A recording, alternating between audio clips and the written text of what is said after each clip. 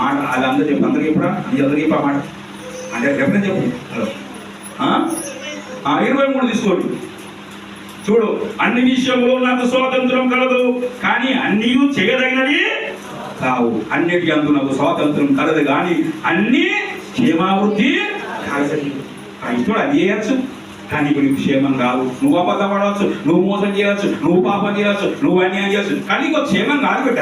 నువ్వు ప్రార్థన చేస్తావు, అన్యాయం చేస్తావు అంటే తగదు. నీకు నీ నోరుకు తగదు, నీ మాటకు తగదు, నువ్వు చెయ్యకూడదు. నువ్వు యేసు రక్తంతో కొనబడ్డ బిడ్డవు. ఎట్లా చేస్తావు? 2 పనులు దేవునికి మహిమ కలగదు కదా. నాకు క్షేమం కాదు, అల్లెలు ఎప్పటికడిగా నీకు క్షేమం కాదు. 2 పాటలు మనకి ఎందుకు? అందరికి చెప్తా, నేను ఇలా కక్ష చెప్తా. ఏం నమ్ముకుంటే యేసు నమ్ము, లేకపోతే విడిచిపెట్టిపోవంట. నేను ఆమె చెప్పటికడిగా ఎందుకు తెలుసా?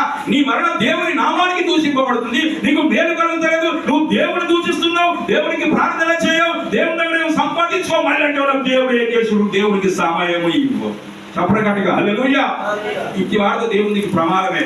దేవుని నామం దూషింపబడదు. కాబట్టి దేవుని ప్రియులారా, ఎందుకు మేలుకోవు? ఎందుకు ప్రార్థన చేయవు? ఎందుకు దేవునికి ఇష్టంగా బతకవు? నీకు దేవుడు స్వతంత్రం ఇచ్చిండు. హల్లెలూయా. స్వతంత్రం. ఆమె ఒకప్పుడు స్వాతంత్రం లేదు.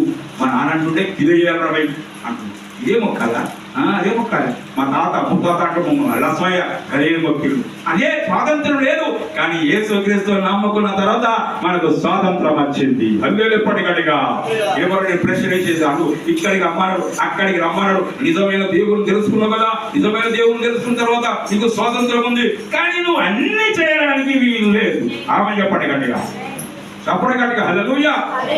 చెప్పండి గట్టిగా హల్లెలూయా. బూతులు ఆడకూడదు. నువ్వు యేసు రక్తంలో కొనబడిన బిడ్డ కదా, అన్యాయం చేయకూడదు. ఆమె మరి ఏమైందంటే క్షేమం కాదు, అక్కడనే ఉంది కదా మనకు క్షేమం. నీకు దేవుడు అంటే దేవుడు తోడుకున్నారా? ఇలా దేవుడు ఉండడిగా చేసుకోవాలని చెప్పి పక్కకి వెళ్ళిపోతాడు.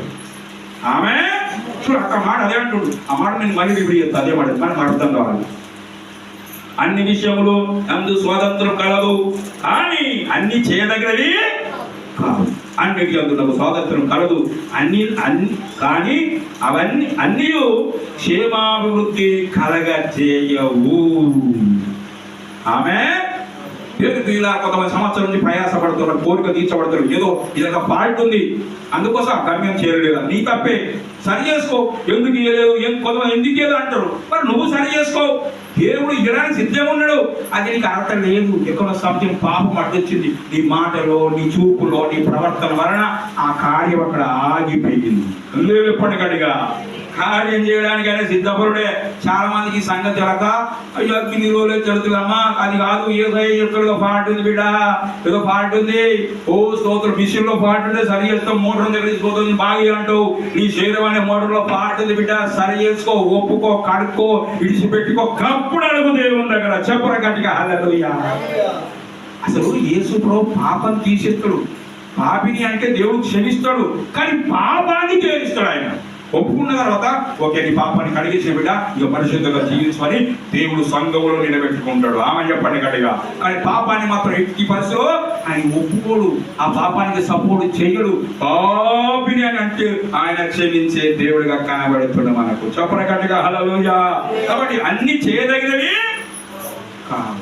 కొంతమంది అన్ని చెప్తారు, కొంతమంది ఇంటికుంటారు, గుర్తులాడతారు, అన్యాయం చేస్తారు, అన్ని చేస్తారు, ఏం చేస్తారు, ఆ స్తోత్రం రకరకాలుగా అక్కడికి తింటారు, ఇక్కడికి ఇది చేస్తారు. అన్ని చేసి చేసి చేసి చేసి చేసి 2-3 నెలల తర్వాత పాస్టర్ నాకు ఏం జరగలే అంటే